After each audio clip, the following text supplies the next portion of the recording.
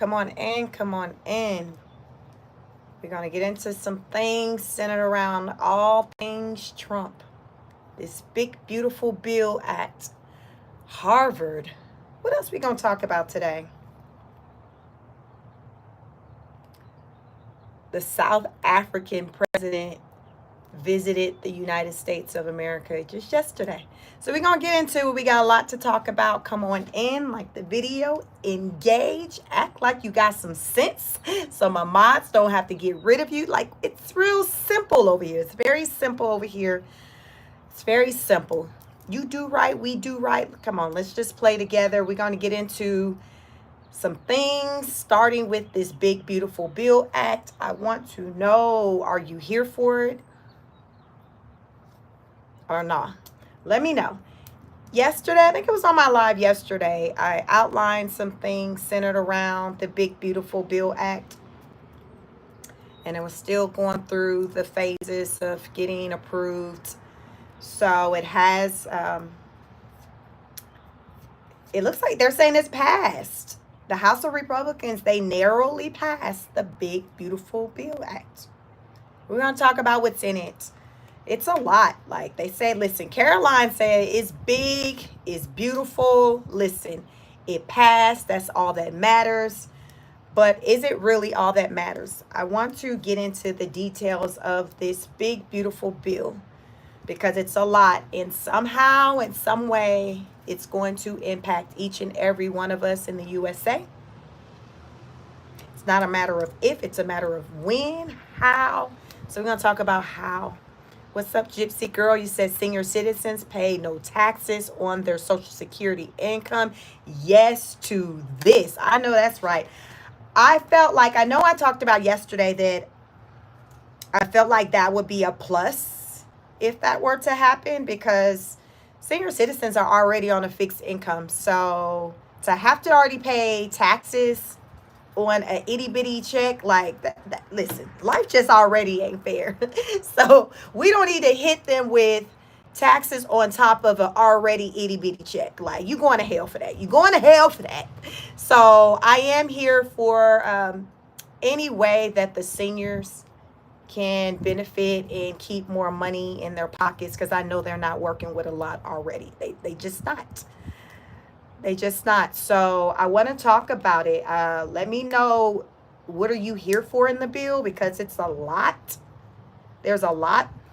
And a lot of people weren't here for it. In particular, centered around the details pertaining to Medicaid. I know that was a big one, Medicaid. And the work requirements centered around Medicaid. Listen, they say if you finna get these benefits, everybody finna go somewhere. You finna go, whether you volunteering, you getting paid, you leaving the house. You leaving the house. You leaving the house. So we're going to talk about it. Let me know. Welcome. Come on in here. Double tap the screen. Hit the like button. Brazil in the house. It says Marceline. Welcome, welcome. Rep your city, your state, your country. We're going to engage. We're going to talk about this big, beautiful bill act. It's a lot. It's big. It's big. It is big. But Trump's like, listen, we got a W. We got a W. We got to win. And we're gonna have some things, make some things continue to move. Because a lot of what was in, pretty much, you all, I don't know if any of you know, but this act, like, these are, okay, let me just say this. Much of what's been approved, it's things that are already in place, but the act was to extend it. So to extend it beyond like 2017. So in 2017, that's when Trump put in a lot of these provisions, if that's what we want to call them, legislation, all of that. So it's nearing the expiration of all of that. Welcome, Virtuous. I see you in here working. Welcome, welcome. Y'all hit the like button. Double tap the screen. So I found an article, and it says the good, the bad, and the ugly in the one big, beautiful bill. So it reads, the Republicans have advanced legislation to extend many provisions of the 2017 Tax Cut and Jobs Act. So it's pretty much a lot of what was already in place, but it was a matter of like, are we going to extend it? That's really what it was. I think there was probably some news, some little tweaks that took place with it, but a lot of it was already there. So it was just like, are we going to kind of keep this going? Are we going to keep it going? So most of the good tax aligns with the tax breaks for like the individuals, the businesses. Like it's giving everyone tax breaks, but some people argue that it's more beneficial for the rich, the has versus the have nots. So that's the part that's kind of been up for debate. It's just like, okay, multiple people are, everyone's kind of benefiting, but who's benefiting the most? Who's benefiting the most? Gypsy Girl says, made in America, no tax on overtime. Yes, all of that. These are like some things that keep some coins in your pocket, and we are all here for that.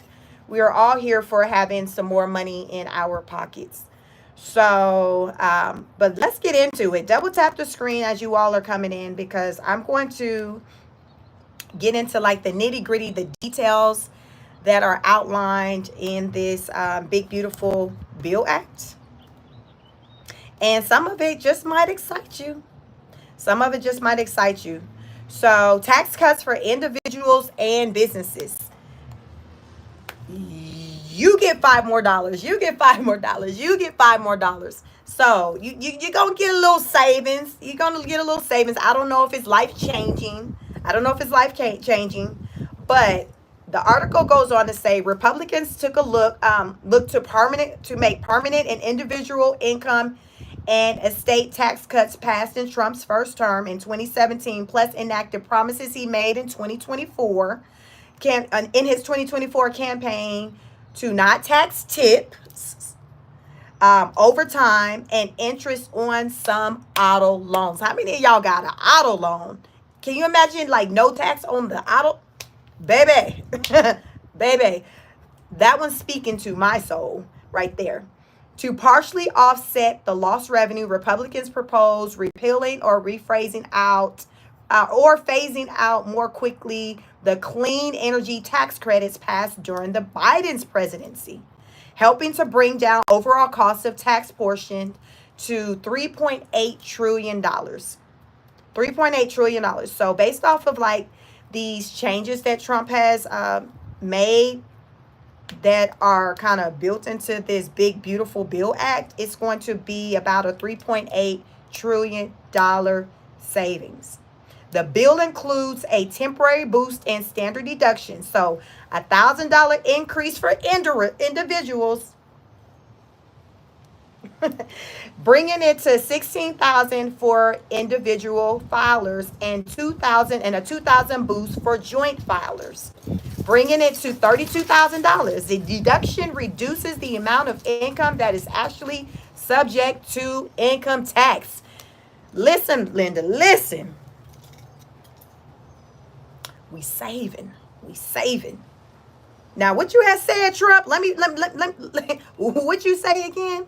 There is also a temporary $500 increase in tax credit, bringing it to $2,500 for 2025 through 2028. It then returns $2,000 and will increase to account for inflation. So if you got some kids out there, listen, you might need to go and borrow some kids. Y'all know sometimes folks be selling their kids because they got more than what they can claim. So you might listen. You got some kids, you can get a temporary $500 increase in the tax credit. Listen, this is in that big, beautiful Bill Act. Y'all better get into it. OMG.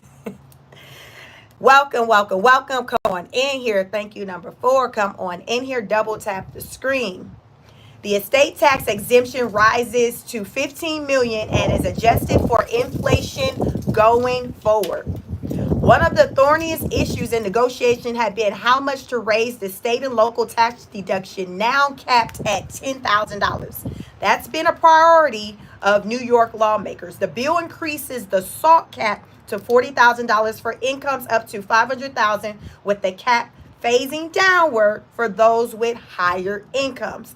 Also, the cap and income threshold will increase 1% annually over 10 years. So Trump, what he's trying to say is, listen, we know everybody ain't got it. We know everybody ain't got it, but we trying to save you a coin or two. We trying to do what we can. We trying to do what we can. I know everybody didn't cuss me out. She got it hers. You didn't cuss me out a time or two, 10 or 20. But I'm trying to make good with the ish that's been popping off. So work with me. Work with me. Work with me. Amongst the various business tax provisions, small businesses, including partnerships and corporations, will be able to subtract 23% of their qualified business income from their taxes. The deduction has been 20%. Businesses will temporarily be allowed to fully expense domestic research and development costs in the year they occur, and most of the machinery, equipment, and other qualifying assets. This encourages businesses to invest in ways that enhances their productivity. So, y'all know we've been talking about all these doggone tariffs. Trump like, all right, then I know I'm effing y'all up with these tariffs. I know. Listen, work with me. But in the meantime, in between time, I'm trying to kind of cut y'all some slack, allow for y'all to kind of have some savings, be able to claim some more things when it's come time for filing your taxes, so you can kind of save a little money. So it's kind of like what they say, rob Peter to pay Paul. Like, you kind of got to pull some from over here to make, something for over here. So he like, listen, I'm F you up over here. I know you got to pay more money over here when it comes to these tariffs, getting the products, everything you need to. Virtuous says, even swap, no swindle. Listen, he like, listen, I know over here is effed up. Like, I know it's effed up. Listen, I know it's effed up. But I need for you to look over here where it's not effed up, because I'm going to save you a little something over here. Yeah, I get it, but goddamn it, I'm going to have to take that and put it all over here where you screwed me over. Y'all see what I'm saying? Is it going to cross out? Is it going to cancel out? I'm just asking these questions today. What's up, RZA? See, RZA, you on the channel where you modding.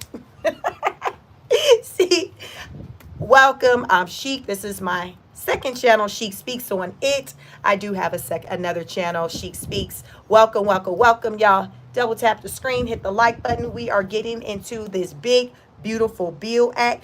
We're going to talk about it. I'm trying to gain an understanding, like, what we doing here? What we doing here?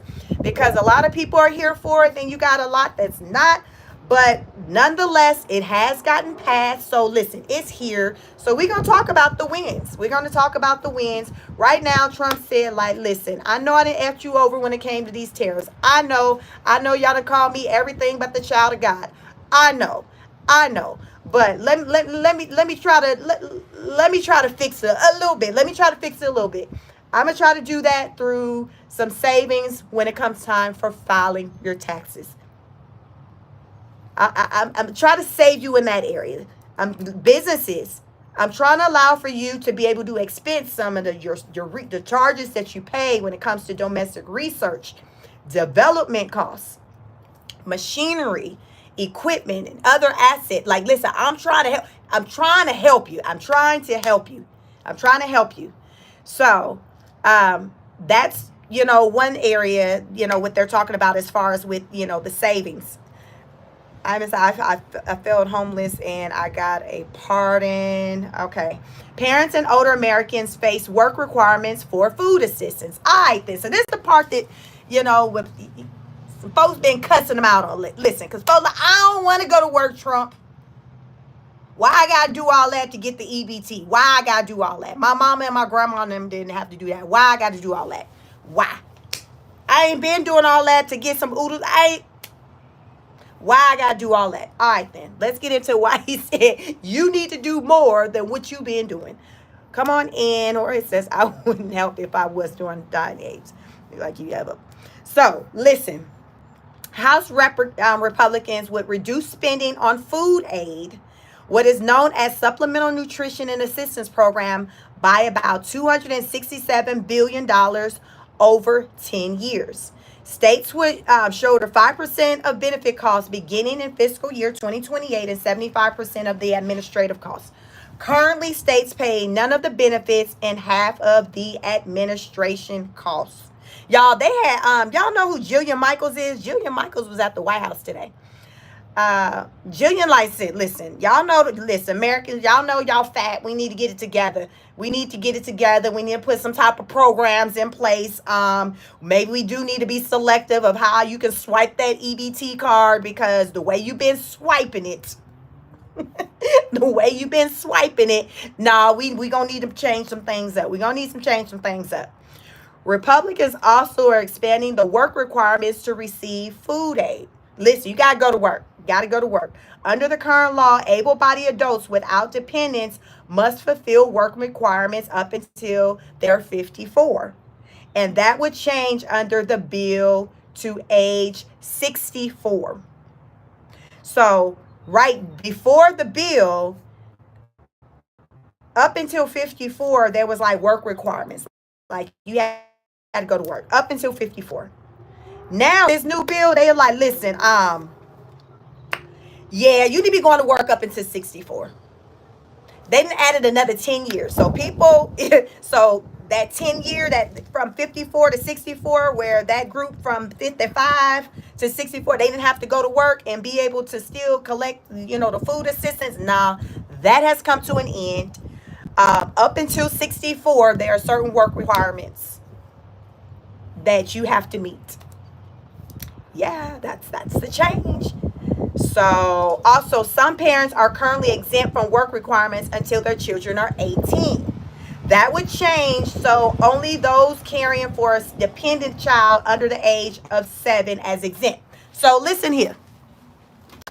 I done talked about the ones that got a whole bunch of kids. But like, listen, I ain't got nobody watch these kids, so that's why I can't go to work. I got to be at home with all these damn kids.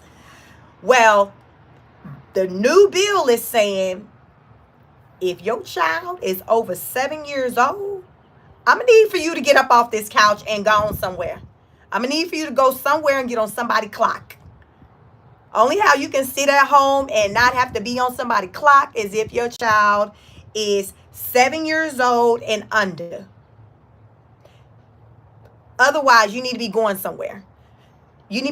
So, with that being said, the way I'm interpreting it, if you have multiple kids and if any of the kids are above 7, I'm thinking that you got to go to work, but I'm not sure, because what if you got like multiple kids and you have children under 7? Can you stay at the crib with because you got somebody that's under 7? I'm not quite sure about that part. I'm not sure. But right now, it's just the way it reads. It's just saying if you're caring for a child that's under 7, you are exempt from being required to go clock in on somebody's job. Listen, that's just what it's saying. Y'all don't listen. Double tap that screen like this video. That's what they said. That's what they said. If you're an able body, 64 and under, you need to be going to work. 64 and under, you need to go to work. If you are caring for a child that is under the age of 7, then you are exempt from having to go to work. Listen, that's what he said. I ain't say it. That's what's in this big, beautiful bill right here. That's what it say. Let's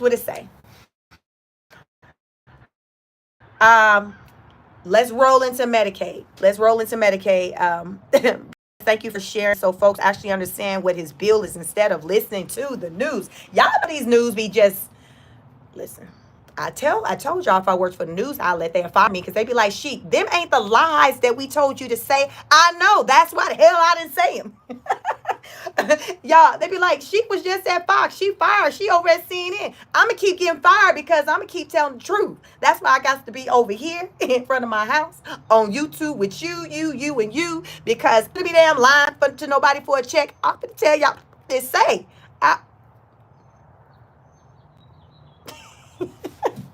Now let's carry on. And the new work requirements for Medicaid. Listen up, buttercups. Listen up. A focal point of the package is nearly 700 billion in reduced spending in the Medicaid program. To be eligible for Medicaid, there would be a new community engagement requirement. Community engagement. Y'all see how they did that? It's community engagement. They want to get you excited. It's community engagement. This is how they getting y'all asses. They saying this is how we getting y'all fat ass out this house and to be productive. You need to be doing some community engagement. AKA community service. You need to be out here helping somebody. Whether you getting paid or not, listen, you need to be out here doing more than what you've been doing for this check. You need to do at least 80 hours per month of work. Education or service for able-bodied adults without dependents. So, if you are an able-bodied adult and you do not have a dependent, remember that's under the age of 7. I don't know how they came up with the number, but somehow they came up with age 7. So if you are an able-bodied adult and your children are above 7, or whoever you're responsible for taking care of, if they are above 7, you have to work, whether you on somebody clock getting paid or you out here volunteering. You need to get 80 hours in per month, which equates to 20 hours per week. 80 hours a month, 20 hours per week. That is the new requirement. The new requirement will begin on December 31st, 2026. So you got some time to get your mind right. You're like, I don't want to damn go to work. Where I'm going? Okay, well, hell, you got to December 31st, 2026 to damn figure it out. Hell, they giving people more time to figure out this than they gave people time to figure out the workaround dealing with these damn tariffs. These people who now got to figure out what hell they new plug finna come from because he done shut down getting it from all these other countries by hiking these tariffs.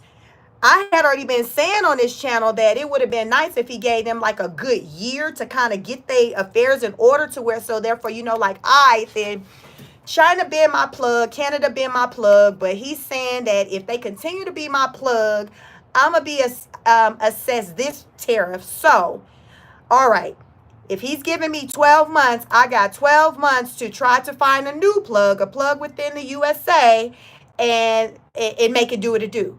He didn't do that, y'all. Like he didn't really give much of no-nos. He kept extending it. He'll say, okay, by this date. So it was never any more than maybe 30 days to 90 days. But I always felt like, damn, why you couldn't just put it out there and do it a 1 year in advance? Be like, yo, okay, he took office January 20th. So let's just say by February 1st, 2026, you all need to be figuring out how to move around, so therefore you're not so dependent on these other countries for these goods, whatever the hell it is that you're doing. I'm gonna need for you to find you a plug at home in the USA. You got 12 months. To me, that sounded fair. They giving the people that damn just simply sitting the hell at home and ain't damn done shit more time to continue to sit at home and do shit than they giving the people who actually doing ish and now got to figure out what they gonna do because he done interfered and stopped the plug. Y'all see what I'm saying? Why do the people who ain't been doing ish get a whole goddamn almost a year and a half to go on Indeed to apply for a job or find a local YMCA or a food bank or a Goodwill to volunteer at? They get all the way to December 31st, 2026. But the people who running businesses, they had a matter of some days, a month, a few months to kind of figure out what they gonna do to move around. Because if they don't, they're gonna be assessed with these tariffs that are 30%, at one point 145%. Crazy. This is crazy, yo. I'm just trying to make sense of it. This is what the freak is saying. So for those of you who ain't done a goddamn thing and been collecting benefits such as food assistance and Medicaid and all of that, you still got time to do not a goddamn thing, basically. you still got a whole lot of time to do not a goddamn thing.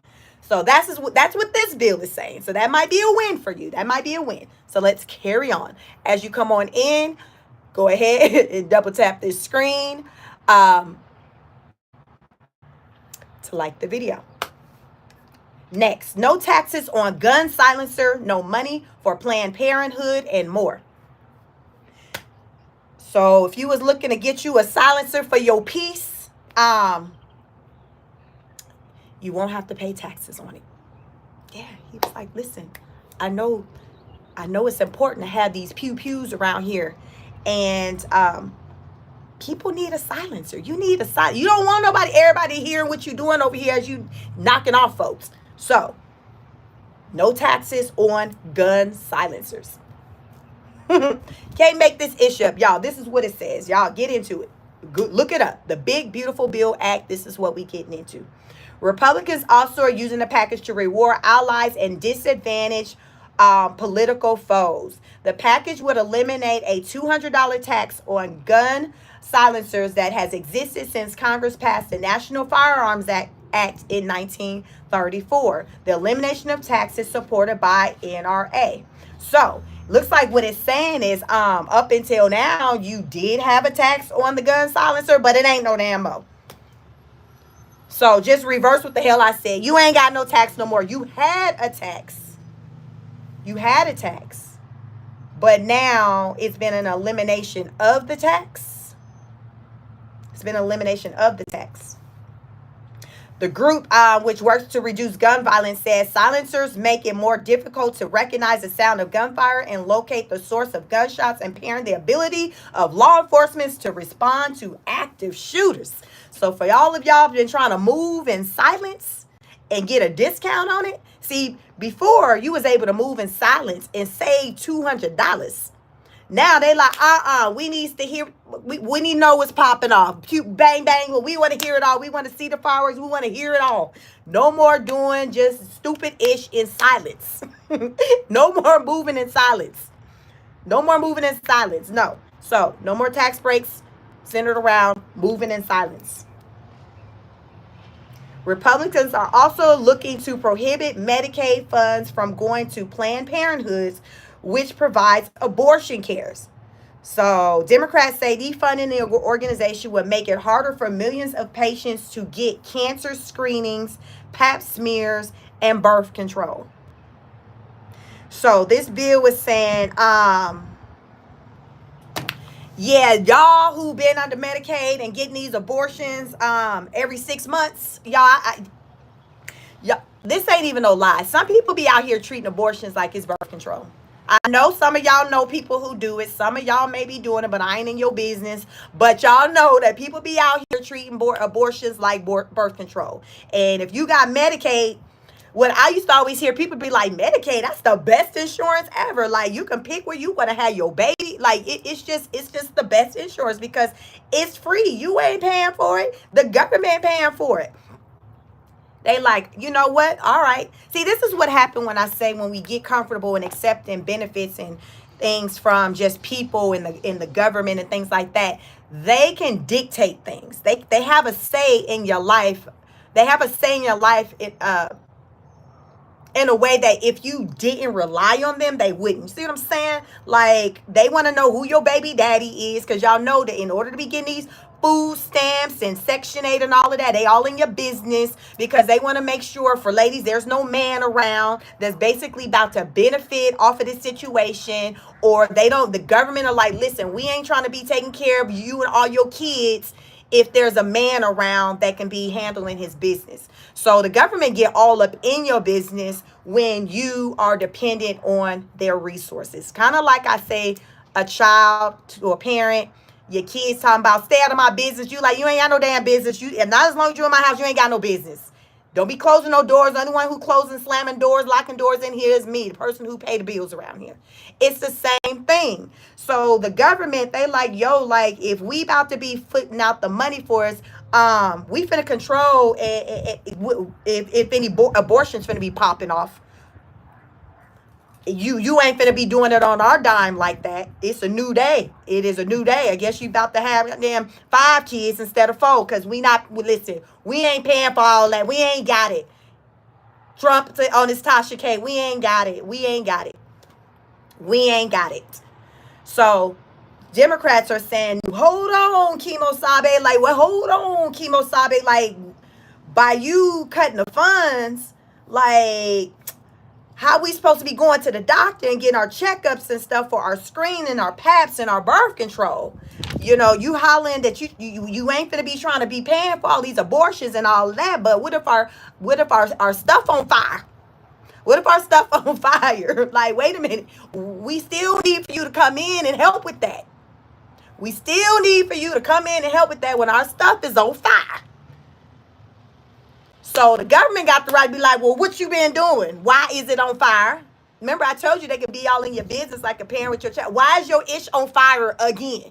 Wasn't it on fire 2 months ago? Why is it on fire again? What are you doing? What are you doing for your ish to continuously be on fire? We have a running record that your ish is on fire every quarter.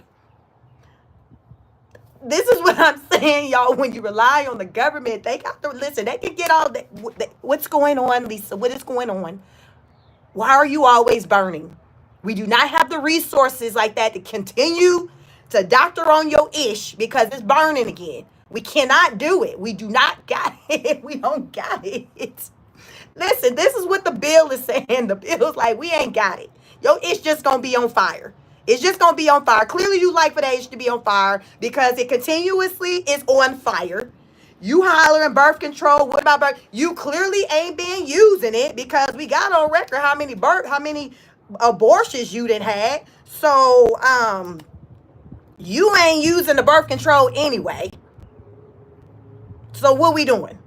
Now you worried about screenings? I'm just saying, y'all, this is in the Big Beautiful Bill Act. Double tap the screen. We're getting into some things. I'm telling you what's in this act. And it's like, listen, we ain't paying for all that no more. So y'all better start. Y'all just gonna F around, be on fire. You just gonna have a whole slew of kids because the government is saying, listen, we ain't got it. We listen, we got these South Africans, we got these white South Africans that then came over here and we need to have some money to take care of them. Listen, you had your turn. You had your turn. Like that's the message. That's how I'm summing it up. They like, listen, you had your turn. Now the white South Africans need some benefits too. Now they need to, so out with the old, in with the new.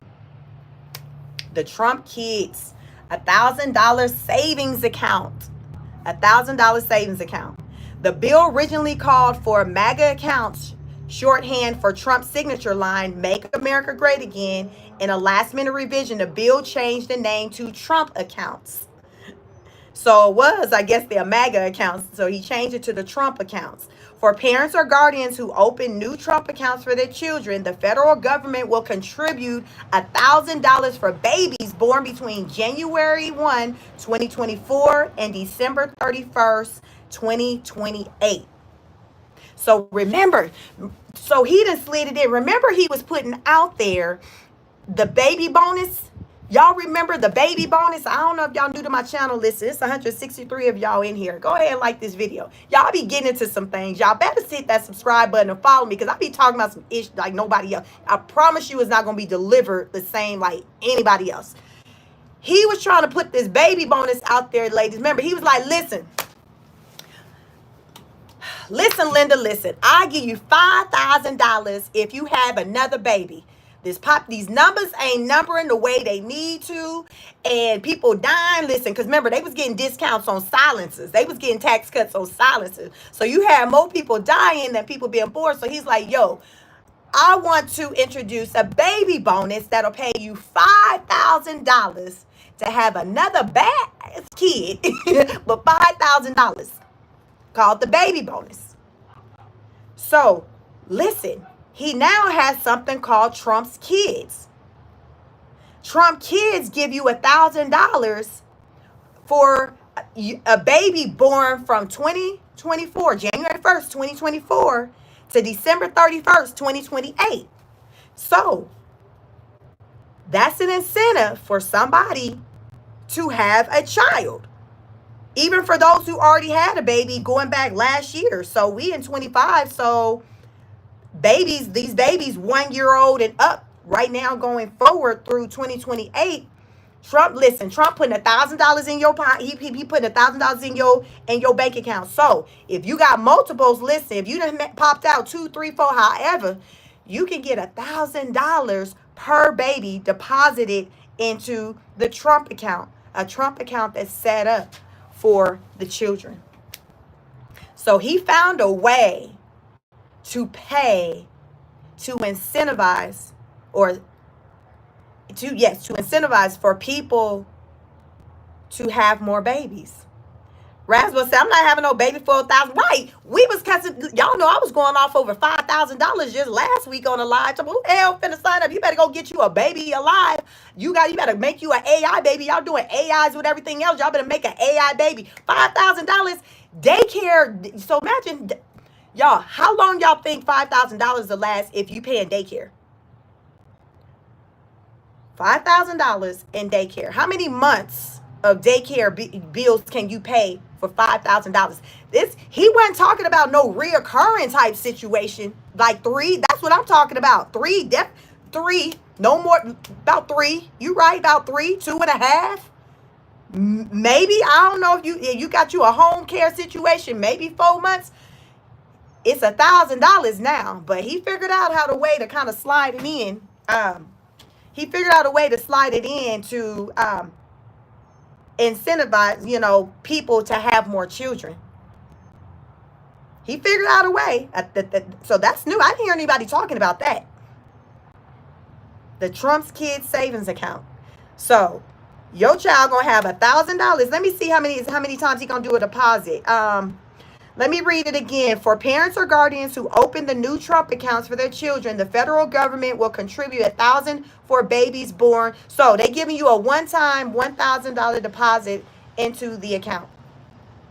Remember, he about to take away the money to be for them abortions and all of that. So I guess that's the positive for y'all who ain't finna be able to run down there to get them abortions. Now you know this baby that you're gonna have. Trump said, I got $1,000 on it. I got $1,000 on it.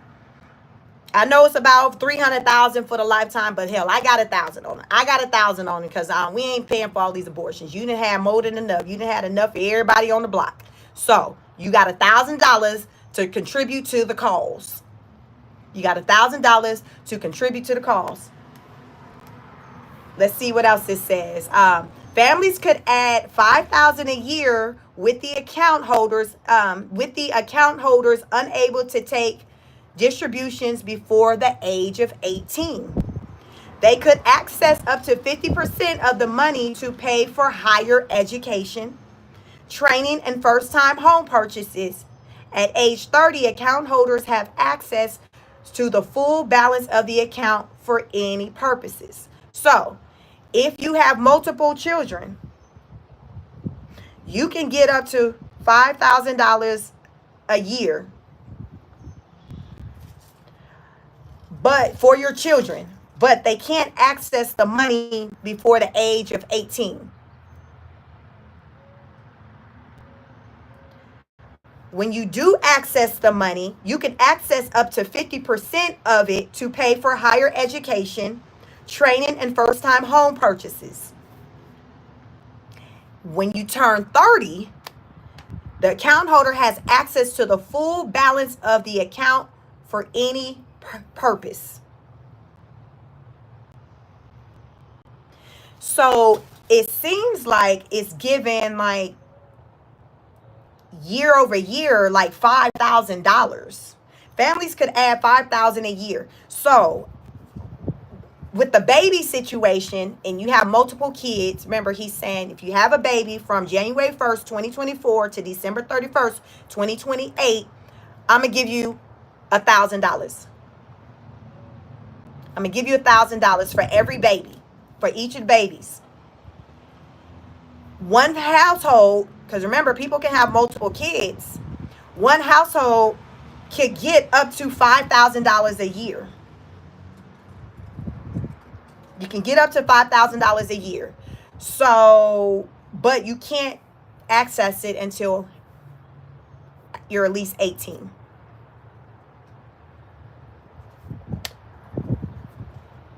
Listen, Trump said, listen, I know I'm trying to tell y'all need to take care of these student loans. I know. But listen, have another baby. Have another baby. I'll pay you. I'll put money in your pocket, in the accounts, and then that can go towards the costs that you say is crazy for what it takes to raise a child. Listen, this is what it's saying. It says families could add $5,000 a year. So I don't know if it's limited to that, but look it up. It's called the Trump Kids $1,000 savings account. Look it up and see how it's written. But the way it's saying, it says families could add $5,000 a year with the account holders unable to take distributions before the age of 18. Then you can access 50% of the money to pay for the higher education. And then when you get to 30, you can access it all. So once you hit 18, you can take some. And then once you hit 30, you can take all of it. Y'all see what I'm saying? So the money is building. 18, some, you can pull out. When you hit 30, you can take out the rest, basically. Okay. Y'all know Trump doing these roundups. Y'all know he's doing these roundups. So Trump also has the funding for mass deportation operations. Because he said this costs. So, Sonny, you say 500 a year, not 5,000? Okay. So this article on the Pbs.org is saying 5,000. Yep. So look it up, verify. But right now on Pbs.org is saying families could add 5,000 a year. But thank you for putting that in here. So it's showing, I guess, different outlets have different amounts that it's saying. The legislation would provide $46.5 billion to revive construction of Trump's wall along the U.S.-Mexico border and more money for the deportation agenda. There's $4 billion to hire an additional 3,000 new Border Patrol agents, as well as 5,000 new custom officers, and $2.1 billion for signing and retention bonuses. So they're like, okay, we need more workers. They need more workers like the prison in New Orleans, prison center in New Orleans. Everybody in need. They need more workers. So they're like, listen, we need to hire more workers, but we want to also offer a sign-on bonus. So we need to fit that in the budget because we got to pay them the regular salary, and then we got to put an incentive out there, which is to kind of have them to want to come and do this job. So that's the incentive alone is the 2.1 billion just for the incentive, just to pay out for incentives. So that just goes to show it's not easy to get people to sign up for a lot of these jobs. 30,000. What you say, Mateo? You said 30,000 bonus. 30,000 bonus for border control. So they're saying, I don't even know how much a border patrol position normally pays. You say you saw it on Indeed today, a $30,000 bonus. How much they pay just for the regular salary?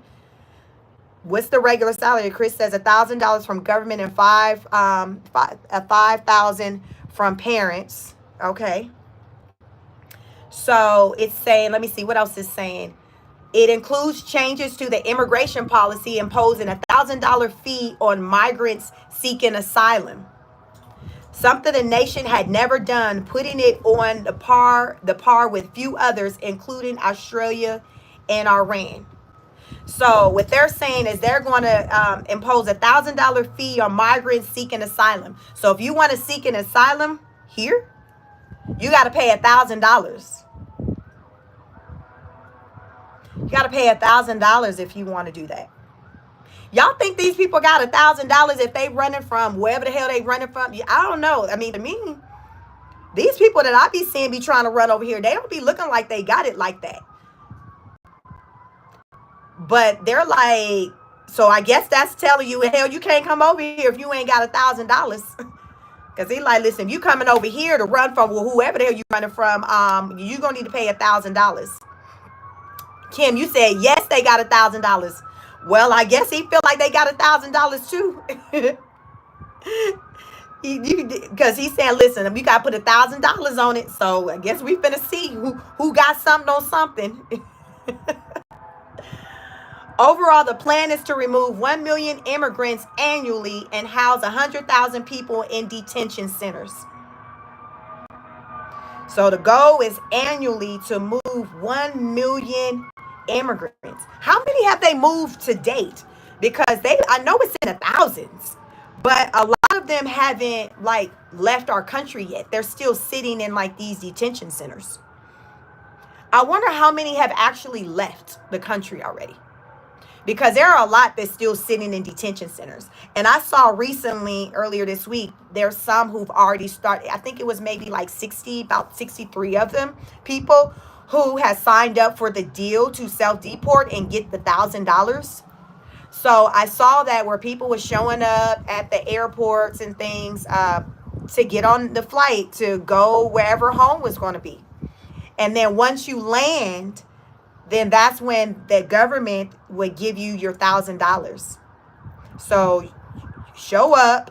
They had a little table for the little kids, like, because a lot of these people, you know, they had kids over here. The anchor babies is what they call it. So you seen families, they were there with their small children, and then there was like a table with like some toys and the stuffed animals and things like that you know the child can choose from, I guess, to help make the ride comfortable. And then they get on the plane and they go back to wherever they were, whether it's home or wherever the hell they were choosing to go to. And then once they get there, then the Trump administration will pay them the $1,000. $1,000. So there are some people who are taking advantage of that opportunity. Kim saying when they go home, they rich. You like, I'm rich, bitch. They on their Dave Chappelle, I'm rich, bitch.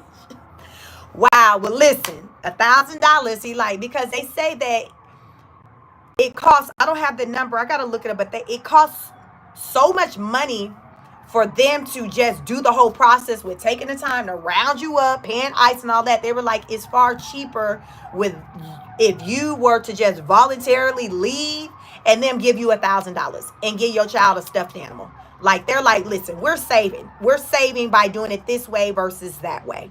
So you got, and then if you do choose to self-deport, you have the opportunity to come back. You can apply and come back. So here's the thing with the people who are being rounded up. A lot of them are losing and forfeiting the opportunity to be able to come back. A lot of them are losing that opportunity. It's 129 you in the building. Please double tap the screen, hit the like button. It helps with the algorithm. So a lot of people, like, so if you're forced to have to leave, what's up, Francis? If you're forced to have to leave, then some people never have an opportunity to come back, or if they do, they have to wait like a long time. Whereas if you leave on your own, then there's no like time limit. You have to kind of stay gone. You just get in line. You start your process to come over.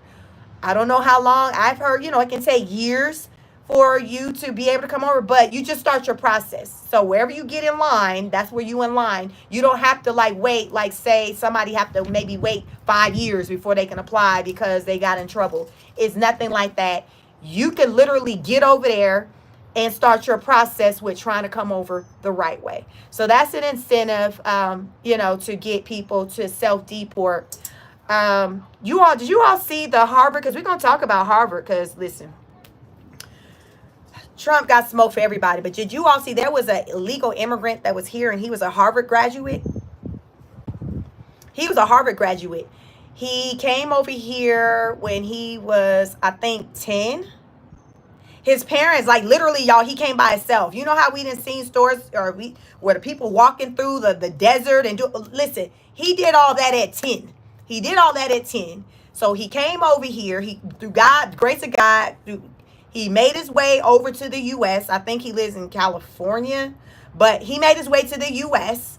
And then after he made his way to the U.S., eventually like one of his teachers or somebody adopted him. Anyway, he was smart. He made his way to Harvard, went to Harvard, graduated, I think, in 2013. He recently got married. So him and his partner, instead of going on a honeymoon, wherever the hell they was going to go, what honeymoon is going back to the country where he was from. I think New Mexico. Mexico. The honeymoon is, I guess, is Mexico because he had to go back home. He's from Mexico. So they're already there. But his partner was an American citizen, but he wasn't. And they just got married. So they said, hey, like, let's just go ahead on our own and just roll up, and just go. So they just, made the decision to go versus trying to fight it. Because right now I saw that people who are showing up to their meetings, the ICE meetings, they're getting arrested. Have y'all seen that? You know how like a lot of these people, they say, I've been going to my meetings. I've been over here X amount of years and I still go to my routine meetings. Well, right now, they are arresting these people when they go to their meetings. They're arresting them. So there was this one attorney, she was like, well, I'm going to have to tell my clients, like, listen, I'm not telling you not to go. I'm just letting you know that when you do go, the likelihood of you getting arrested and getting detained and possibly sent up out of here is very high. Because this is what they doing to people. This is what they're doing to people. Like, you can see it. Like people literally was going to a meeting. Can you imagine you going to a meeting and then you walk it out in handcuffs? Like, that's what's happening. Like, there was some family members who were like American there with other family members who weren't, and they was leaving by themselves because the family member who they maybe took to the meeting got detained, and y'all, they're handcuffing you. Like how you a criminal, you did wrong, you're being put in cuffs. Mateo, you said, yeah, catch 22. So that's why the attorney, she was like, I'm not going to advise my clients to not go, but I'm going to set the realistic expectation of this is what's happening right now when people are showing up to their meetings. This is what's happening. Mateo says due process is a key component here. Kim, you said, yeah, I read it yesterday on the news. Dr. say, Rizza, try not to say it often, but Virtuous does not play. She is quick and swift. I'm just saying, oh, yeah. I guess Virtuous in here working. Eric says they have to go and come in right. If you let it pass, it will only get worse. Come in the right way. Like, I'm all for that. I believe everything you just said, Eric. I'm with you 1,000%. I'm just an equal opportunist, so I feel like that should apply for anyone who's coming into our country, including the white South Africans. I'm just saying. I just think that everybody should follow the process that you apply. Some people talk about with the application process having to pay a fee, having to take a test, and all of that. I just think that whatever the process is for one group, it should be that process for the other groups. You see what I'm saying? Like, it should be to keep it fair for everyone, regardless of like what country you come from, what religion, what your belief. It should be fair. And what I'm seeing is that it's not fair. What I'm seeing is that the whip is being cracked for the Hispanic community, the black and brown people coming from just we're not going to even limit it to countries because the white South Africans coming from Africa where you got black people that look like me over there. Right now, I'm just seeing just a difference in treatment with people based off of their skin tone. And that's the problem I have. Like, it's like either we're going to make people follow the process, get in line, pay whatever fees, whatever, or we're not. So, there's more money for the Pentagon and Trump's Golden Dome. Golden Dome. What is that? There's also nearly $150 billion in new money for the Defense Department and national security.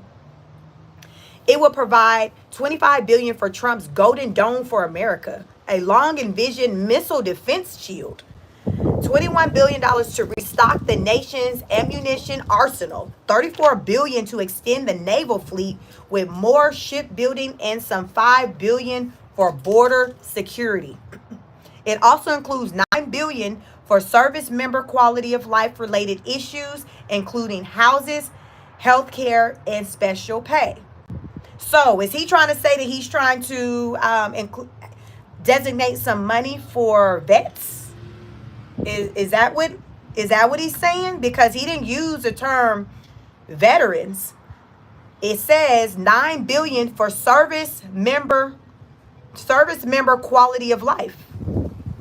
To me, when I think about a service member, I think of anybody who served in the military, military, law enforcement, ICE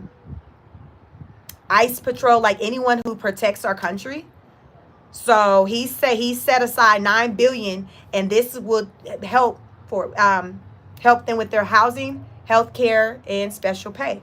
I like that. I like that a lot. It's a vast, to me, what it seems like most people that are homeless, or like a good percentage of them, are like veterans. That's crazy to me. How someone literally spend years fighting for our country and then wind up on our country's streets. I don't know. It's just something about that. It just doesn't even make sense. I don't understand it. How? Like, how is that even a thing? You literally spent years in the military, because you're minimum in the military for like 4 years? So you spent 4+ years in the military fighting for our country, and 99.9% of the people who I know who served in the military for any length of time got something going on with them, whether it's physical or mental, or sometimes, a lot of times, both, where they got an injury or they're psychologically, they ain't right. Something about that military experience, it does something to the psyche. Y'all know these people just don't be right. Some of y'all might have experienced being in the military. You know, Sheik, yeah, I'm collecting a check right now because of what I seen. I can't sleep at night. I think everybody out to get me. I literally sleep with one eye open and one eye shut. I sleep on my back. I sleep sitting up. It's almost like it's not a thing to get out of the military and not be impacted psychologically in some type of way. And that's what I've come to see with people who've served the military, is that they just don't be the same. Right? And I can understand it, because I think about all that they were exposed to. How do you see people dying, or even you murder people for whatever the reason is, and then you come back home and you be the same? So I can understand why divorce rates are high when it comes to people, in military life. Mental illness, like, I can understand it. I seen it firsthand when I worked at the military. Sorry, I had a call coming in. For those of you who are new to my channel, my name is Sheik. My background is clinical mental health counseling. I have a master's degree in clinical mental health counseling. I've worked at a clinical mental health hospital. And basically, with my education, I can just be a therapist and do that type of work for a living. But I choose not to. I like to serve in different ways, not to kind of be set up in an office and people kind of come and see me and just tell me what the issues are.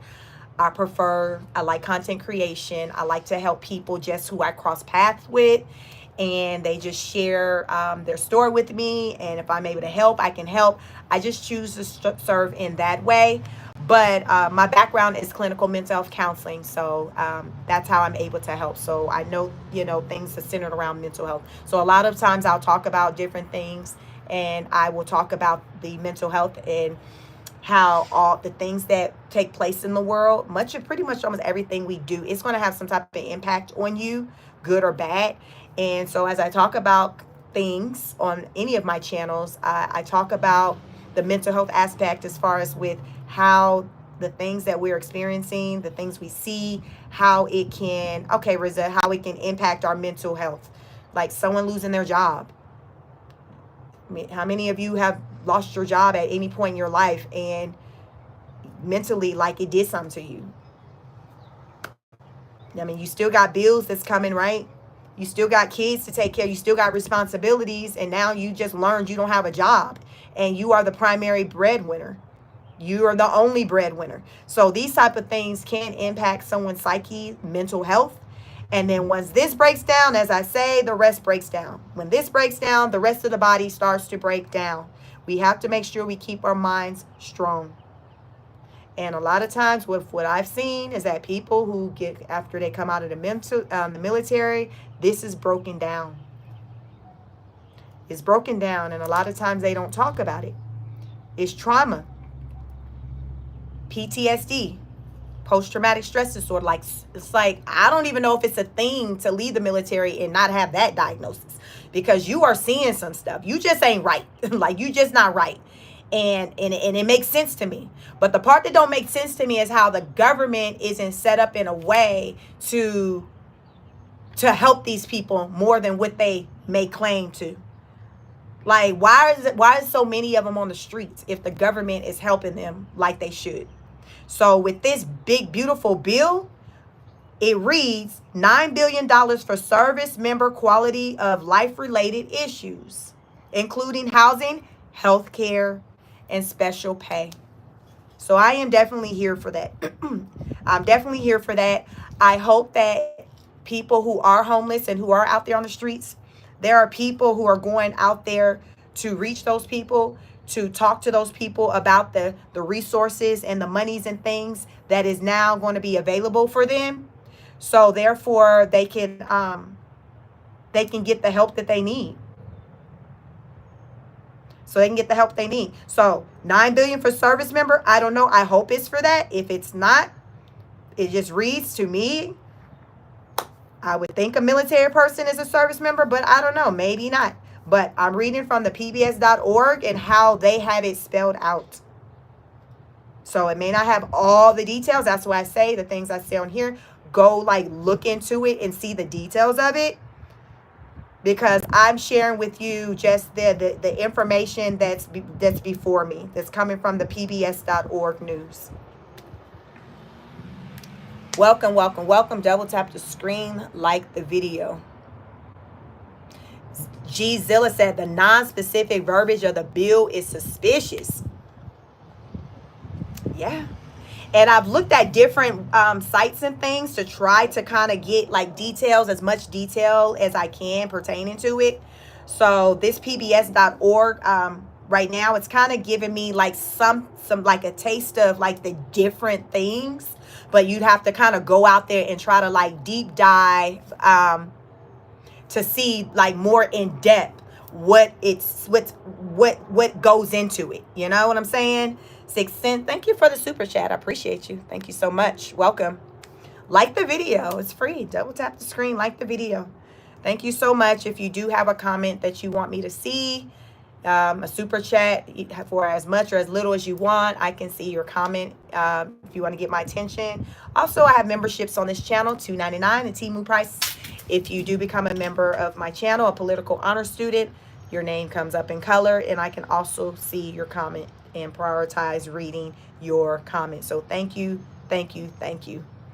Brolena says many soldiers join the great intentions of because they feel it's a way to build a career and get an education. Oh yes, there was a time I remember, like when I was younger, exploring the idea of going into the military, and it was primarily rooted in because of the education. You know, getting help with that. You know, my mom didn't have it to pay for me and my siblings to go to college. So I was in ROTC part of high school up until I just wasn't. You know, I moved, and the school I ended up going to, I'm from California. Those of you who are new to my channel, I'm from Northern California. So in my high school, experience, the first 2 years I was in ROTC, and I did have plans to go into the military, join the Air Force. I did ROTC, Air Force. So yes, it was centered around like education. I wanted to, have free education. And right now, today, when I hear people talk about going into the military, a lot of young people, it's rooted in that, going into the military and having education paid for, helping with that, because it's so expensive. is so expensive. So I understand why a lot of people may explore military. And right now, um, signups for military is up right now. It's up since Trump has been in office. The numbers have increased. Yeah, look it up. Tax on university endowments and overhaul of student loans. Student loans. We got what's that number? 5 billion people are in default of student loans right now. As of May 5th, Cinco de Mayo, that was when the effective date to start having to pay back your defaulted student loans, your student loans period, was May 5th. But going into May 5th, it was already the number was 5 billion people who are already in default. And it was estimated that come November, it would be another 5 billion people in default. People just ain't got it. Double tap the screen, like the video. People don't have it. A wholesale revamping of student loan program is key to the legislation, providing $330 billion in budget cuts and savings. The proposal would replace all existing student loan repayment plans with just two. So we only gonna have two plans. It was apparently more than that before. Now we're gonna go down to two. So you'll have a standard option with a monthly payment spreading out over 10 to 25 years, and a repayment assistance plan that is generally less generous than those it would replace. Among other changes, the bill would repeal Biden-era regulations that made it easier for borrowers to get loans canceled if their colleges defrauded them or closed suddenly. There would be a tax increase up to 21% on some university endowments. So right now, the change has it to where it's just only going to be two student loan repayment options. Like, that's just all you're going to have. A standard option with monthly payments spread out over 10 to 25 years. And a repayment assistance plan that is generally less generous than those it would replace. So it's all you got. Listen, it's only two things. Whatever was out there before, it may not be out there anymore. It's only two options. More drilling and mining on public lands. This is also outlined in the Big Beautiful Bill Act.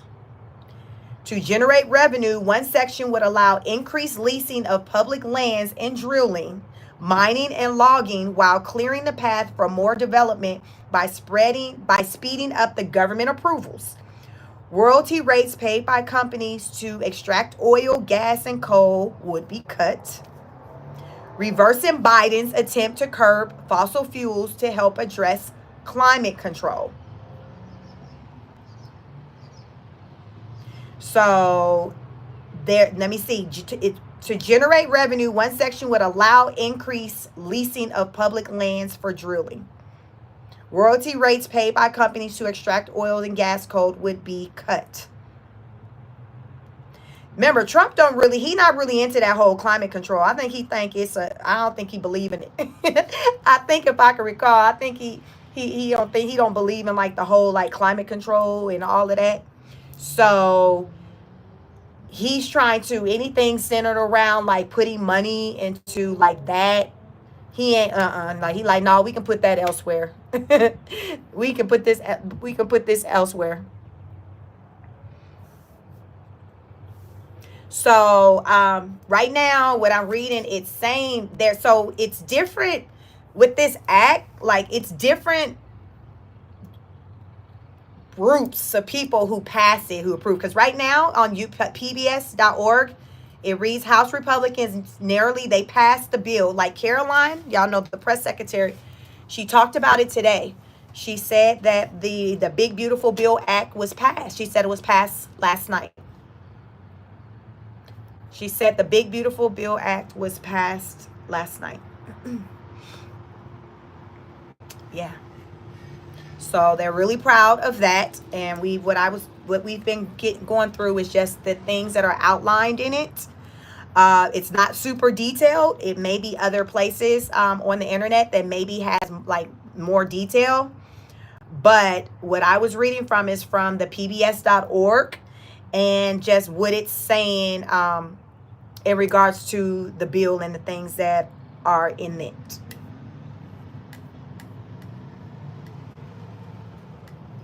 Let me see.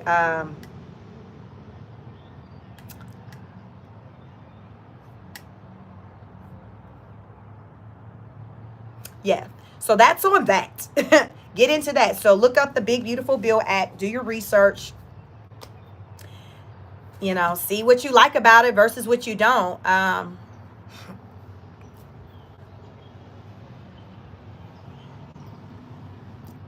Okay. Morning says the bill has not been finalized. To my understanding, you're talking as though all is completed. Just one facet of the bill has been completed.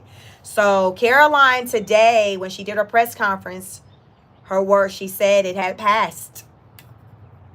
I listened to her do a press conference today before I came live. She said it was passed. So that's how they're presenting it. That's how they're presenting it. They're presenting it. The Trump administration is presenting it as though it has passed.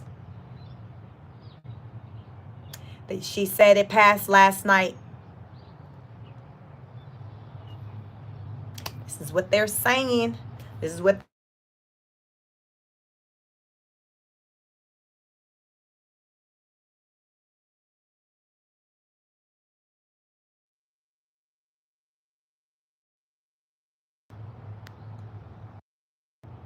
Okay, I'm back. So yes, this is what they're putting it out there as though the Trump administration is putting it out there as though it passed. Their words. Caroline said it passed last night. Let me see. I have my laptop in front of me. Let's see what's being said as of late. What's the latest?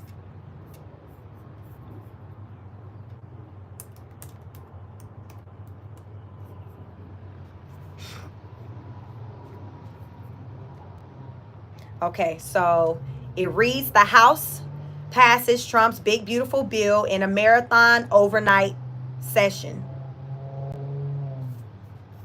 So last night it passed overnight while we were sleeping. The House passed it.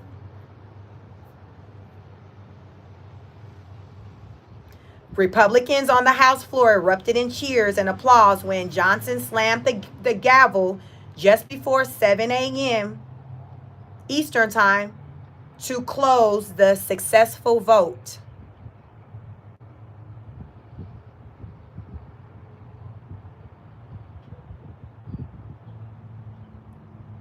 In the end, just two Republicans, Representative Thomas Massie and Warren Davidson, opposed the legislation.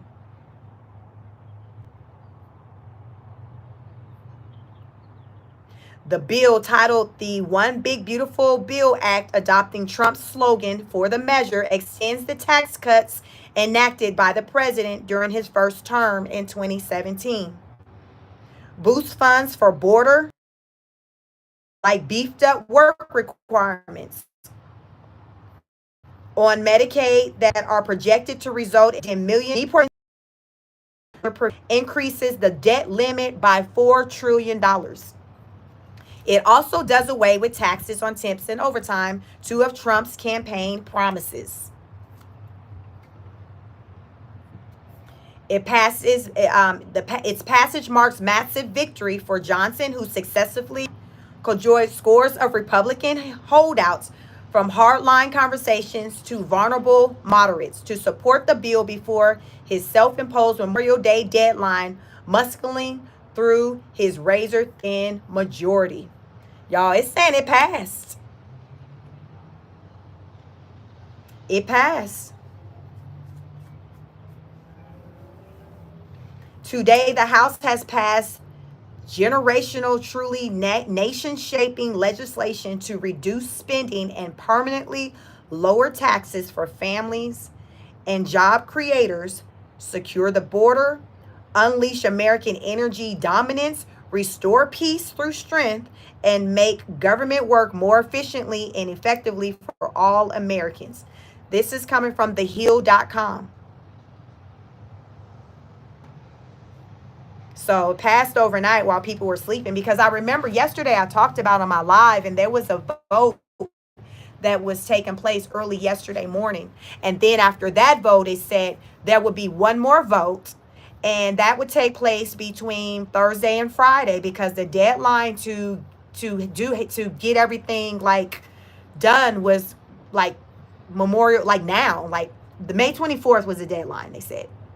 Today's the 22nd. May 24th was the deadline to like have all this done. So they had been working around the clock, going back. If somebody didn't like something, the Trump administration to go back and try to change it. It was just a lot of going back and forth to try to get it right to be able to pass it, because I think Friday, Congress went to vote for it and they rejected. They kicked it back. They kicked it back. So it's been, the back and forth. Sonny said, read the bill before you say he bringing people together. Yeah, I mean, there's some people are here for it. A lot of people aren't. Like it was projected that none of the Democrats were going to be voting for it. So they really needed, as of yesterday, the latest I heard was like they needed all Republican vote. They could only not have 5 Republican votes in order to get it to pass. And it seems like they ended up getting all of the Republican votes but 2. Just Say Win said, yes, it passed successfully with 2 Republicans holding out. Yep. The most that they can have hold out was 5. I learned that last night. 5. So they managed to pull it out. Brent said it's already passed. They were objectively brought together, Sonny. Yeah.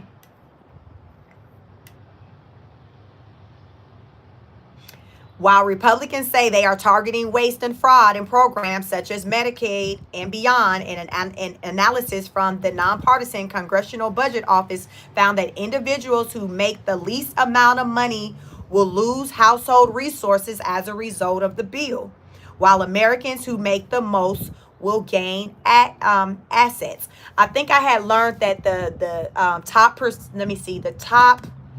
who was going to win. Okay, so the top 10% earners, I think I heard, was probably going to be the ones to really benefit, the top 10% earners. And I think the ones who was going to take the biggest loss was the lowest 10% earners. You see? So it's either you up here or down here. So up here, it was saying was going to get like the biggest win. And then the people who was going to take the biggest L were the ones down here. And then everybody else, I guess, who maybe fall kind of in the middle would kind of be in the middle. Let me see. What else does it say? But even as Democrats launch their attacks, passage of the legislation is a win for Trump. After the president unsuccessfully lobbied Republican holdouts to support the bill during a rare visit to Capitol Hill on Tuesday, he convened the rabble rousers at the White House hours before the vote and helped broker an agreement that brought them on board.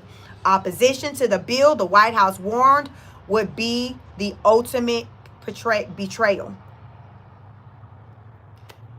So Trump, like he was out there boots on ground trying to have conversations with his people of his party to get them on board with this big, beautiful bill act. He was going and talking to whoever he needed to talk to, because he was like, listen, we gotta get it going. The clock is ticking, Treasury Department Secretary Scott Bessent said Congress must raise the debt limit by mid-July to avoid an economy-rattling default, leaving lawmakers little time to hash out their differences and deliver Trump a bill he can sign into law.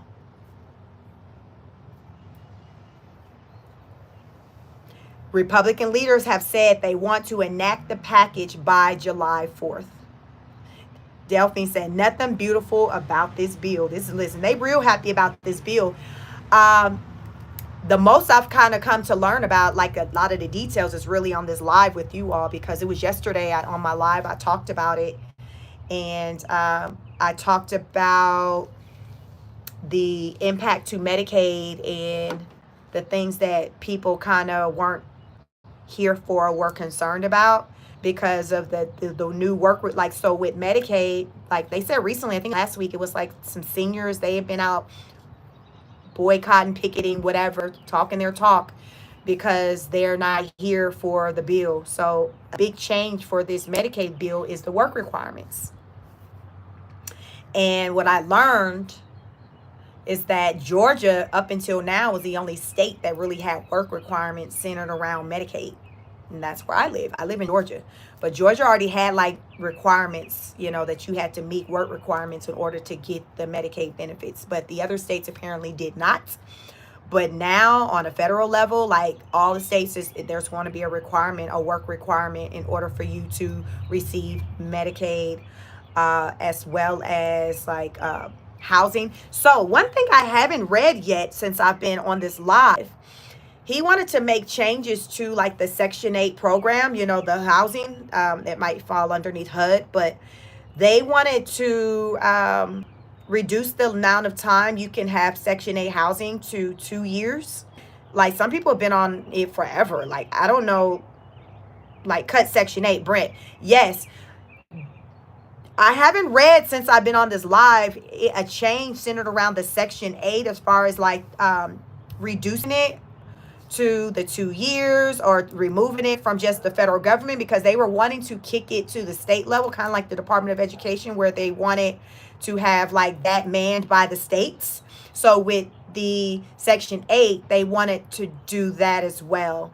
But so far, since I've been on this live, I haven't read anything outlining that to see, because remember I told y'all since last week they've been going back and forth. Like it'll go up for approval by one group, and then they may say, no, you need to go back to the drawing board. You need to change this. So then they go relook at that, tweak it, then you send it back. You see what I'm saying? So it's been a lot of back and forth. So things will get, added, remove it, and all of that. So a proposal I know centered around Section 8 before this bill was approved was to have it kicked to the state level, and also limit a person to having the Section 8 voucher to 2 years, and also prioritizing seniors and disabled people. Like they would take priority, because there's usually like this long line for Section 8. So they were they were saying, hey, we're going to prioritize seniors and people with disabilities, which I'm not mad at. I'm not mad at all. I'm not even mad at you say only 2 years you can have it, because as I did talk about in this big beautiful bill act centered around like the work requirements to receive, like say something like Medicaid or the food assistance, things like that, you have to work. You have to work.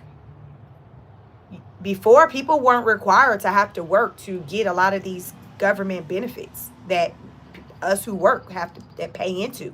So now they're like, yo, like if you're going to get these benefits, you got to go to work at least 80 hours a month. So y'all, that breaks down to like part-time work, because it's 20 hours a week. And then they didn't even say you got to go to work and make money. They said you got to work. You just got to go somewhere and do something on somebody's clock for like 20 hours a week, 80 hours a month, whether you're getting paid or not. You got to go do something. You got to go do something for 80 hours in a month. So that's still less than us who work full-time jobs. If you're working minimum 40 hours a week, that's still less. So is it too far-fetched to expect someone to at least do half the work that we do in order for them to get these benefits that they're not paying into? I'm just saying. Brent, you say really should focus more on the cost of living for seniors. I agree. I just think that just with seniors, I think that this is what I think. I think when not only should they be tax exempt, I feel like seniors should automatically have subsidized housing. Like wherever a senior live, like if they're living in wherever apartment, whatever, it should be subsidized. It shouldn't be full. Why would you have a senior be required to pay the same amount that you would have me required to pay when I'm working more hours than a senior? Like really make it make sense. Like how is it that me at 44 is expected to pay the same as somebody who's 80? So the person who's 80 is expected to pay the $1,600 a month rent just as the person who's 44 and who's still able to work and to move around and to drive and do whatever. As of right now, that's basically the expectation. That's the expectation. I know people who are seniors, they don't have cars because they're like, Sheik, I can't afford the insurance. I'm on a fixed income. I've been hollering I ain't got it before Tasha K knew she didn't have it. Like, I can't afford it. Like, that's a luxury. I know how to drive still. I'm able, but I can't afford the insurance because I'm on a fixed income. And just because I'm on a fixed income, it doesn't mean that these bills I have is factoring that in. Wouldn't it be nice if our world factored in the changes that we experience in life? Like, say if we lost our job or we got hurt and we couldn't work X amount of hours. Wouldn't it be nice if like our bills, we still got these bills out here, and if they got the memo that we got a situation going on, so because we got a situation going on, we ain't gonna be able to make that payment or pay that amount, and they be like, okay, well, send us the update. Send us the update when your situation changed. I don't know. It'd be nice to me. I don't require much, but if I had a situation like that, I mean, I think that would be really nice because people go through things. You got kids you sending off to college, and then you got Trump over here talking about I'll deposit $1,000 into your account if you have a baby between 2024 and 2026. I got 1,000 on it. Y'all, for the month, the child care bill is more than $1,000. The child care bill is more than $1,000. Between your diapers, wipes, and formula, you probably around that $1,000 number just with the things you need for a child. But listen, but here's the thing, you all, like this big beautiful bill act, it's not all bad, but it's not all good either. That's the thing. It's just a matter of like what part speaks to you.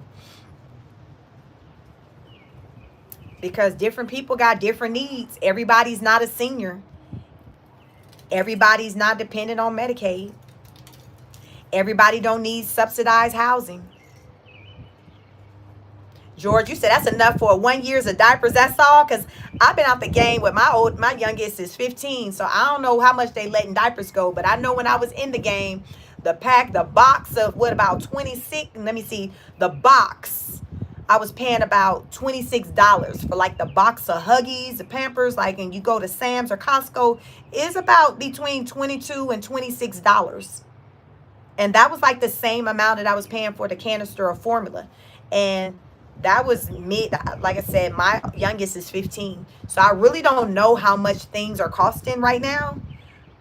But I know that it costs more than what it was when I had my last baby in 2010. I know that. I know that. Let me see what else these people talking about. Leadership proposed a $30,000 deduction cap for individuals making $400,000 or less. A proposal SALT caucus members vehemently rejected. Instead, the group floated a $62,000 deduction cap for single filers and $124,000 cap for joint filers, highlighting the gulf between the groups. In the end, after days of intense negotiations that saw a handful of blow-ups, lawmakers agreed on a $40,000 deduction cap for individuals making $500,000 or less. So, If you make underneath $500,000 on your taxes, you can deduct up to $40,000. That's what you're capped at. 40,000. The proposal was initially 30,000, but it landed at 40,000.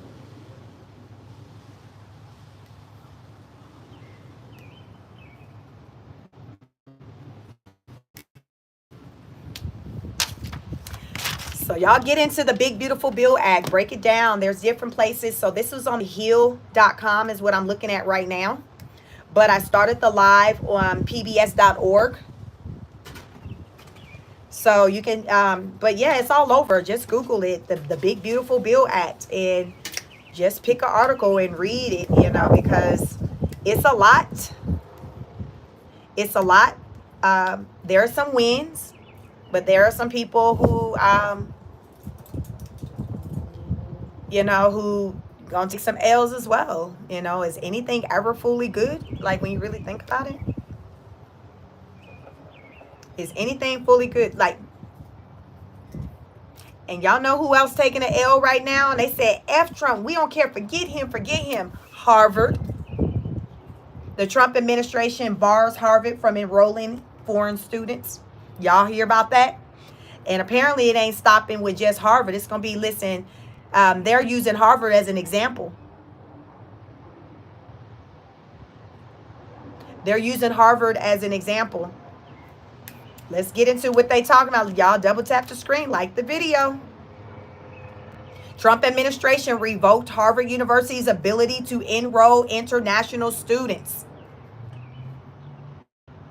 in its escalating battle with the Ivy League school, saying thousands of current students must transfer to other schools or leave the country. Funding got cut off. They like, we ain't paying for this. Yep. This came out today. Not long before I went live, that news broke. I said, let me go live. I got some things to talk about. The Department of Homeland Security announced that this action on Thursday. They said, the Department of Homeland Security said that Harvard has created an unsafe campus environment by allowing anti-American pro-terrorist agitators to assault Jewish students on campus. It also accused Harvard of coordinating with the Chinese Communist Party, CCP, saying it hosted and trained members of a Chinese paramilitary group as recently as 2024. Listen, this is what they saying. This is what they saying. This means Harvard can no longer enroll foreign students, and existing foreign students must transfer or lose their legal status, the agency said in a statement. Harvard enrolls almost 6,800 foreign students at its campus in Cambridge, Massachusetts, accounting for more than a quarter of its student body. Most are graduate students coming from more than 100 countries. So what I'd already learned, what I heard in the media, it's saying that about 30% of the students at Harvard are foreign students.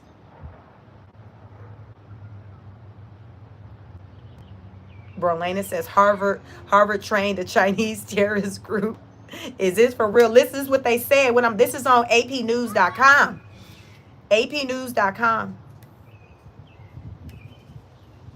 Harvard called the action unlawful and said it's working to provide guidance to students. Quote, this retaliatory action threatens serious harm to the Harvard community and our country, and undermine Harvard's academic and research mission, the university said in a statement. So basically Trump, they cut their funding. And y'all remember, like, it was centered around, remember the DEI? Remember when there was like some schools that was still not trying to back away from the DEI stuff? And Harvard, I believe they were like the last school that was talked about that wasn't, they were like, we're not doing it. Oh, well, forget it. We just won't, whatever. We're not doing it.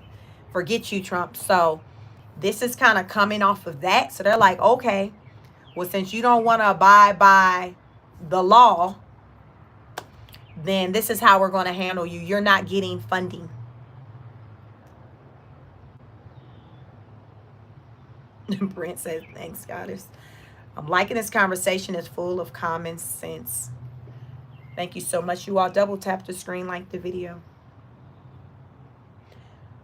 Harvard told Trump them maybe a few weeks back, forget what you're talking about, whatever, we gonna do what we gonna do. And as a result of that, this is where we're at.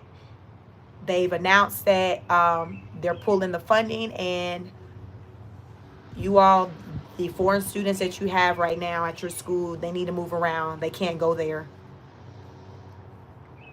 The dispute stems from April 16th, from an April 16th request from Homeland Security Secretary Kristi Noem. The letter demanded that Harvard turn over information about foreign students that might implicate them in violence or protests that could lead to their deportation. In the letter to Harvard on Thursday, Noem said the school's sanction is, quote, the unfortunate result of Harvard's failure to comply with simple reporting requirements, end quote. It bars Harvard from hosting international students for the upcoming school year 2025 to 26. So for the fall, ain't gonna be no foreign students there that year. It's gonna be looking real scarce around that campus. So any of you American, you think you want to go to Harvard, it's probably a good time to go ahead and apply.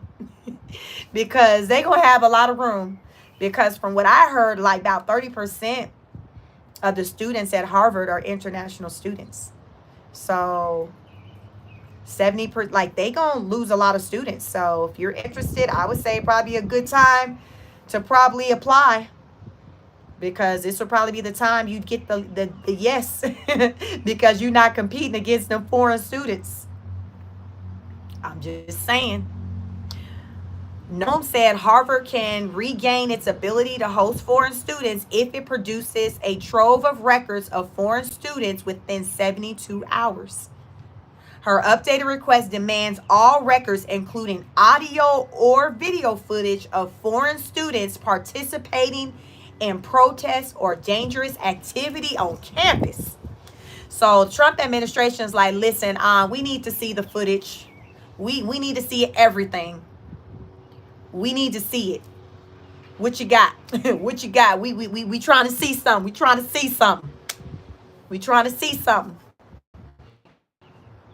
Like I said, this is what happens when you're ever in a situation and you're dependent on someone, an organization, or whatever. You got to play by their rules. Just like a child and parent. Let me see them grades. Let me see that phone. It's the same thing.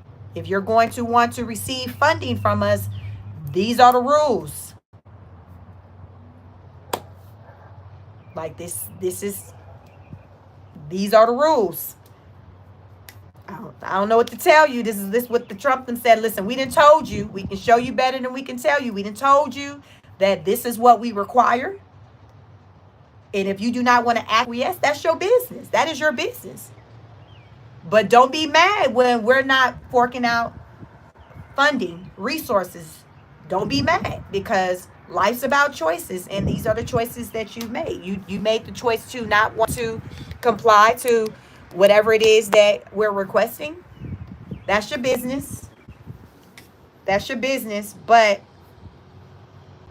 starting this upcoming school year, you will not have foreign students on your campus for the 2025-26 school years. Listen, I'm just reporting the news. This is what they said. This is what they said. This is going to impact students who come from more than 100 countries. Where are they going, y'all? Like, where are these students going? They currently have 6,800, almost 6,800 foreign students at their campus in Massachusetts. Where are they going? Where are they going to go?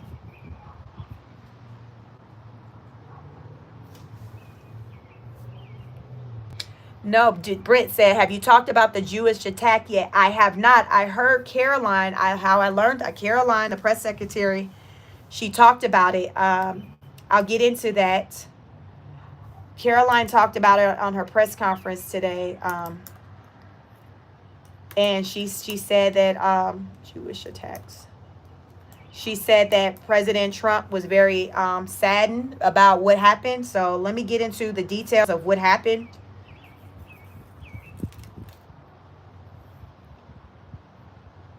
Let me see the best.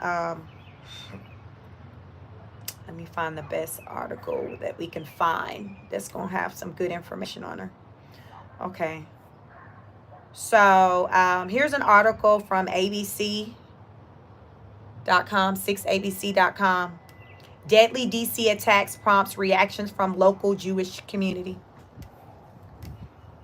The murder of 2 staff members with the Israeli embassy in Washington, D.C. has shaken up people across the country, especially members of the local Jewish community. It's extra concerning for people in the Jewish community as they already are dealing with an increase in anti-Semitic incidents. The shooting is not just an attack on those 2 individuals, it's an attack on the entire Jewish community, and in fact, all Americans, said Andrew Gorowski, the executive director for Anti-Defamation League in Philadelphia. The 2 staff members, who were a couple about to get engaged, were killed outside an event at the Capitol Jewish Museum. Sad. I knew it was a couple. They said it was a couple, but like they were like just getting ready like to really start their life like together. They were new, about to get engaged. Just very disheartening. Make no mistake, they were attacked because they were at a Jewish event. Gorowski says the tragedy comes after another record-breaking year of anti-Semitic incidents nationally and locally.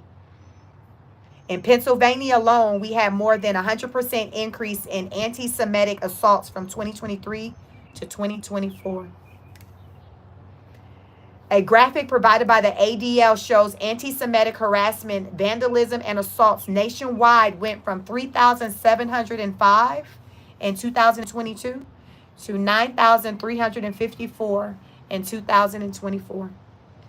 Looking over the last 10 years, the ADL numbers show a 893% increase in anti-Semitic incidents across the country. That's crazy. They said 893% increase in anti-Semitic incidents. The ADL also seen attacks increase as the Israel-Hamas war continues.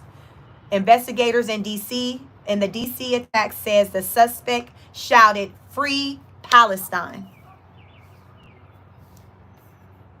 You all can find this out there. I just did a Google on just the Jewish attack. It's out there. It's big news. Press Secretary Caroline Levitt, she talked about it. She said Trump was saddened by the situation. And remember, we just talked about Harvard and the defunding, them having to remove foreign students, because there's a lot of, we've seen on, on TV and on the internet and things, a lot of students at these universities that protest, and, they go hard at these schools. They go hard. And even some of the schools, they be in the hallways protesting.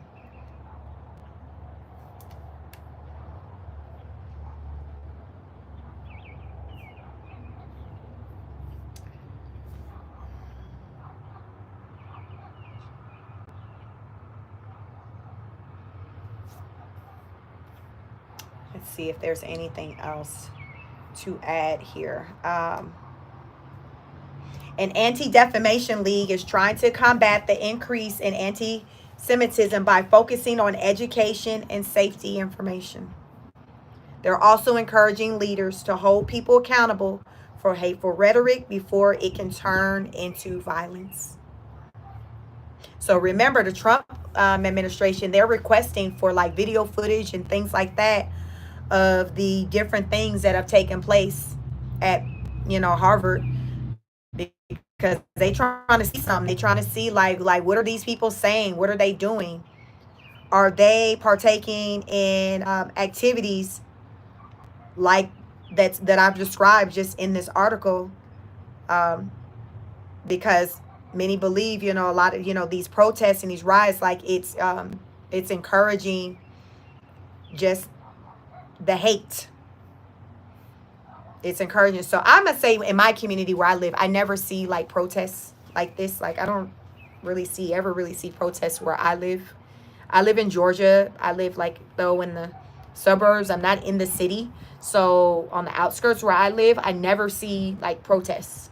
So I learn about a lot of, these type of things just, on the internet and media, but it's not like in my backyard, in my communities. But I know it's a thing because it makes the news. Brolena, it's like my condolences to the innocent lives being lost on both sides. Vicky said, come to Illinois. It's crazy. Yeah, maybe some places, I live in Georgia. It's a Republican ran state. But yeah, even just within Atlanta, I don't even know if they go hard like that in the inner city of Atlanta. My sister lives in Atlanta, and I'll be visiting her this weekend, probably Saturday for the holiday. But I never really see like protest type activity. So maybe I just don't be in them parts. But y'all, just be careful. Be careful. Watch your back. It's a lot of hate out here in this world. And innocent people's lives are being lost. It's just sad. It's just a sad situation. How many of y'all, switching the topic, how many of you all saw President Trump yesterday at the White House with the president of South Africa? Y'all see that? What y'all think about that? People was comparing it to how the meeting with Zelensky, how the Zelensky went, the president of Ukraine. Let me see.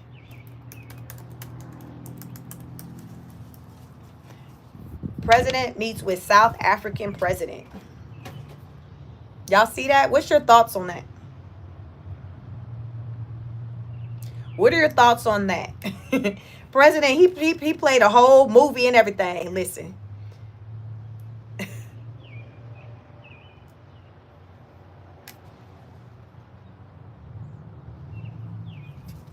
Let's get into this. Y'all double tap the screen, like the video, as we talk about the president of South Africa visiting the White House yesterday.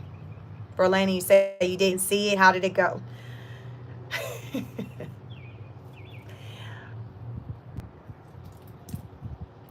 I seen parts of it. I don't know how long the entire meeting was, so I listened to people talk about it, and then I saw the clips where the president of South Africa denied white South Africans being basically knocked over their head and murdered and their land taken away. He's like, that's a whole lie, which I had been reading that was what they were saying, and I reported on it on my channel. I've reported, what they were saying. I reported on what President Trump with his administration has been saying to justify why the white South Africans were coming over. And then I reported on what the white South Africans have said in response to what President Trump has put out there. So let me get into this article.